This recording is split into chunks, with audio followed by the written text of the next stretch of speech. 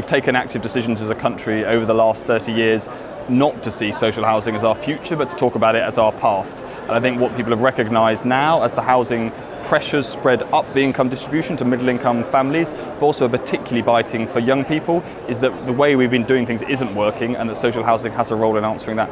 For the first time in decades, we're actually talking about social housing in our national conversation. There's debates going on, the CIH and others have led, and that's a very good thing. That gives us an opportunity to open up questions that we've not been able to talk about. For example, is the nature of social housing today delivering where housing need is, and who's delivering it? Those kinds of things are what we were focused on. One of the biggest pressures in the housing world recently is on young people, who have seen the biggest increases in the amount of their income they're spending on housing over the last 20 years.